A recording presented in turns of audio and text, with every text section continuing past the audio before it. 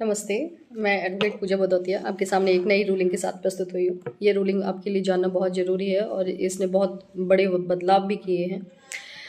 जान लेते हैं क्या है ये मामला, क्या है और ये बदलाव क्या है और ये फैसला क्या है सुप्रीम कोर्ट का। ज़मीन खरीद बिक्री के 117 साल पुराने नियम अब होंगे चेंज, यानी कि उनमें बदलाव आएगा, ख़त्म किए जाएंगे पुराने नियम।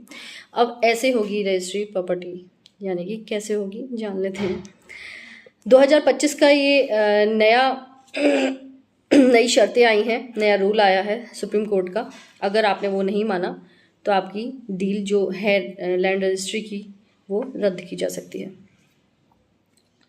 2025 में ज़मीन की रजिस्ट्री के नियमों में बड़ा बदलाव आया है। घर, प्लॉट या खेती तीनों का ज़मीन खरीदने वालों के लिए ज़रूरी है ये सब जानकारियाँ लेना, यानी कि नियमों की अनदेखी करने पर डील रद्द हो सकती है, जो कि मैंने अभी आपको बताया।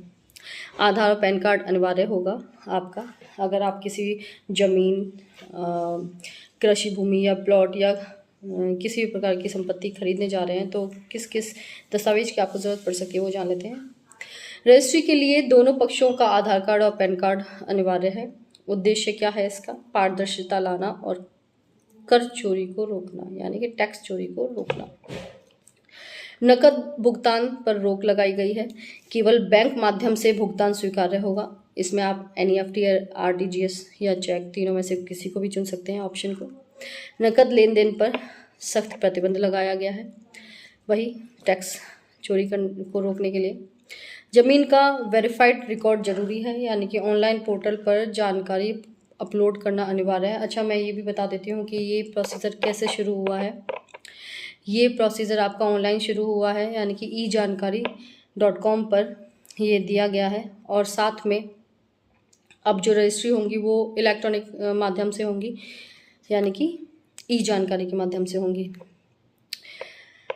इसमें हम बात कर रहे थे ऑनलाइन पोर्टल की। ऑनलाइन पोर्टल के थ्रू ये रजिस्ट्रीज होंगी। ऑनलाइन पोर्टल पर जानकारी अपलोड करना अनिवार्य होगा। खसरा, खतौनी, स्वामित्व विवरण, आपका विवाद या ऋण की स्थिति क्या है, वो सब जानकारियाँ आपको अपलोड करना जरूरी होंगी, जिससे कि आपकी जो एक प्रॉपर्टी को एक पार्टी को, फिर उससे दूसरी पार्टी को, फिर तीसरी पार्टी को, मतलब एक ही प्रॉपर्टी चार बार जो बिक रही थी, वो अपराध पर रोक लगेगी, जो बहुत ज़रूरी भी है।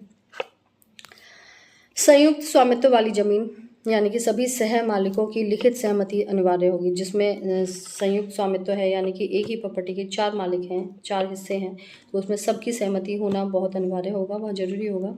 सहमति ना होने पर रजिस्ट्री अमान्य हो जाएगी। गलत दस्तावेज देने पर दंड भी होगा। आप ये नहीं कह सकते ओ ये तो मैंने गलत